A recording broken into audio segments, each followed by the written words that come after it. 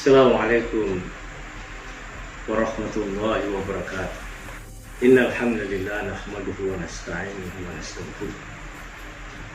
Wa na'udzu billahi min shururi anfusina wa min sayyiati a'malina.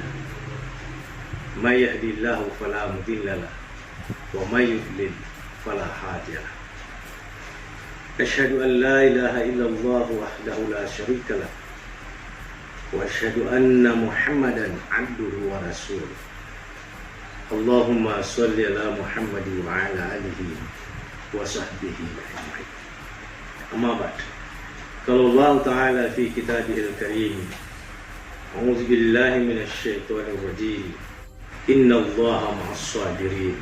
Shadaqallahul azim.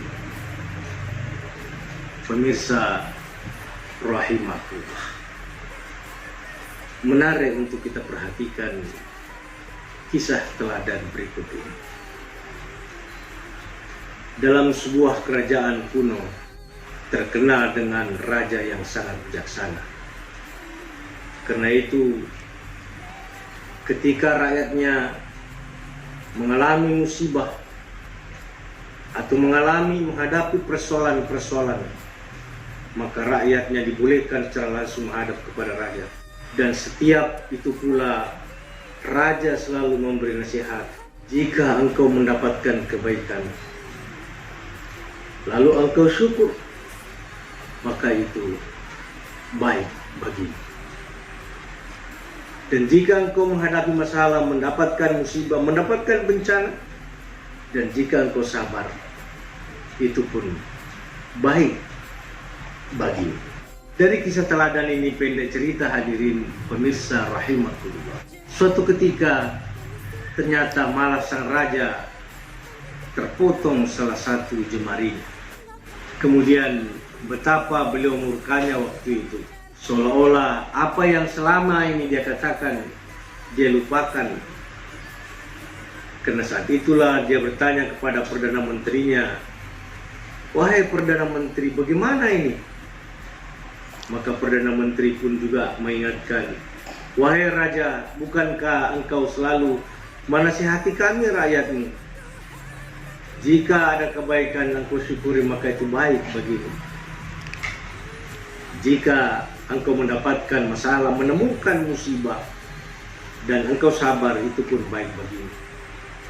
Dan saya yakin, wahai Raja, jika engkau sabar menghadapi ini pun insya Allah baik." Suatu hari sang raja pun kemudian melakukan perjalanan pemburuan, dan karena asyiknya mengejar buruan, tidak terasa dia masuk jauh ke dalam hutan, sehingga tertangkap oleh suku primitif penyembah roh. Kemudian dia pun ditangkap. Dia berusaha menjelaskan, "Saya seorang raja." Suku primitif beserta kelompoknya tidak percaya dan tidak mau tahu.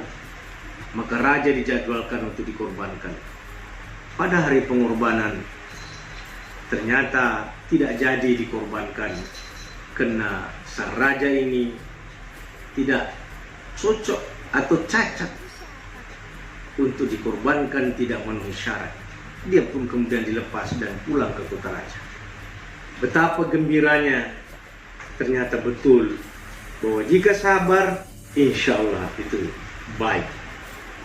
Kemudian tadi Perdana Menterinya dipenjara karena raja marah, kemudian diminta keluar.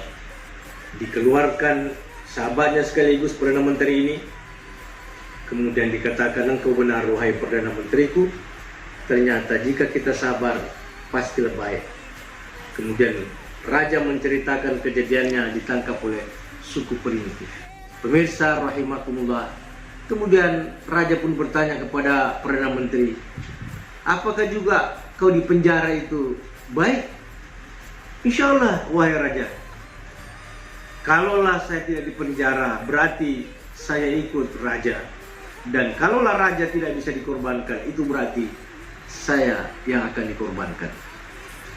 Pemirsa rahimakumullah, lagi-lagi cerita ini, kisah teladan ini adalah bahwa jika engkau menerima kebaikan dan engkau syukuri, insya Allah itu baik bagimu. Dan jika engkau menemui musibah, menemui masalah, dan engkau sabar, insya Allah baik bagimu. Inilah yang pernah disabdakan oleh Rasulullah dari Suhaib radhiyallahu an, bersabda, sungguh menakjubkan urusan seorang mukmin, semua urusannya adalah baik baginya, dan itu tidak ada kecuali pada diri seorang mukmin. Apabila dia mendapatkan kesenangan, maka dia pun bersyukur, maka hal itu adalah kebaikan untuknya. Apabila dia tertimpa kesulitan, maka dia pun bersabar, maka hal itu juga sebuah kebaikan untuknya. Hadis riwayat Muslim nomor 2999. Hadanallahu wa iyyakum ajma'in. Assalamualaikum warahmatullahi wabarakatuh.